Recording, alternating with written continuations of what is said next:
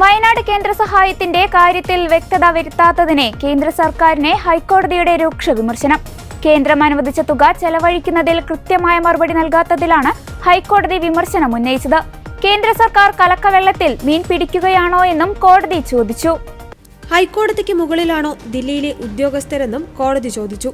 അടുത്ത വിമാനത്തിൽ ഉദ്യോഗസ്ഥരെ കോടതിയിലെത്തിക്കുവാൻ കഴിയണമെന്ന് പറഞ്ഞ ഹൈക്കോടതി തിങ്കളാഴ്ച തന്നെ കർശനമായും സത്യവാങ്മൂലം നൽകണമെന്ന് നിർദ്ദേശിച്ചു. കേന്ദ്രം സമയം മാറ്റി ചോദിച്ചെങ്കിലും കോടതി അനുവദിച്ചില്ല. വലിയ സമ്മർദ്ദവും പ്രതിഷേധവും ഉണ്ടായപ്പോഴായിരുന്നു പുനരധിവാസവുമായി ബന്ധപ്പെട്ട 520 കോടി രൂപയുടെ സഹായം കേന്ദ്ര സർക്കാർ പ്രഖ്യാപിച്ചത്. അതുമായി ബന്ധപ്പെട്ട 16 പദ്ധതികൾക്കാണ് പണം ചെലവഴിക്കുവാൻ തീരുമാനിച്ചത്. പണം മാർച്ച് 31-നകം ചെലവഴിക്കണമെന്നായിരുന്നു വ്യവസ്ഥ.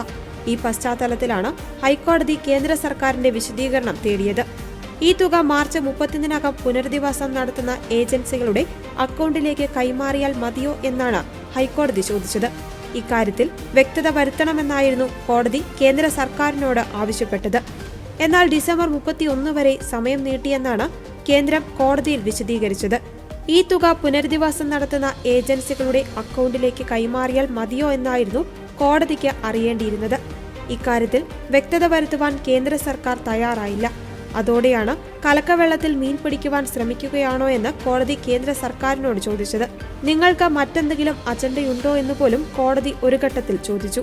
കൃത്യമായ ഉത്തരം നൽകുവാൻ ഡൽഹിയിലിരിക്കുന്ന ഉദ്യോഗസ്ഥർ തയ്യാറായില്ലെങ്കിൽ അടുത്ത വിമാനത്തിൽ അവരെ കൊച്ചിയിലെത്തിക്കുവാൻ അറിയാമെന്നും ഡിവിഷൻ ബെഞ്ച് പറഞ്ഞു. വെറുതെ കോടതിയുടെ സമയം കളയരുതെന്നും കോടതി അറിയിച്ചു. അടുത്ത ബുധനാഴ്ചയ്ക്കകം ഇക്കാര്യത്തിൽ വ്യക്തത വരുത്തണമെന്നാണ് ഹൈക്കോടതി കേന്ദ്രത്തിന് നൽകിയിരിക്കുന്ന നിർദ്ദേശം.